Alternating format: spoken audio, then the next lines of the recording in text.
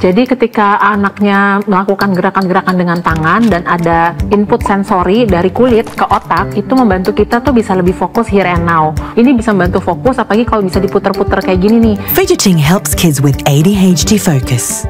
Tasty Indonesian food, quite the opposite.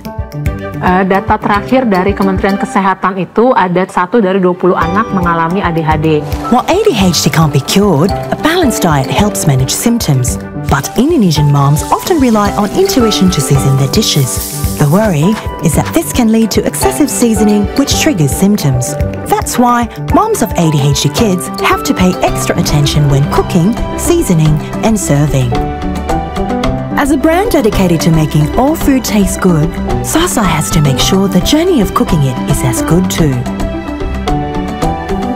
SASA presents SASA Kids ADHDtion, specially made for moms with ADHD kids. A packaging that makes cooking always flavorful and less painful. Each package contains pre-measured portions of MSG, coconut cream, and ready-made seasoning set to the recommended amounts per dish, along with 6 of the tastiest Indonesian recipes. Featuring designs by local artists whose doodles reflect therapeutic art for ADHD. If moms need tips and recipes, we've got them covered on our website. All they need to do is open, cook and serve.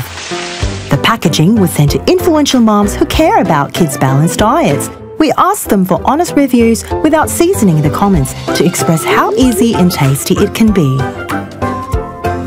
The packaging popped up everywhere and the media jumped in to show their support. SASA Kids ADHDtion isn't just fidget-friendly packaging. It's a pack of care from SASA for moms, supporting all kids' right to enjoy tasty food worry-free.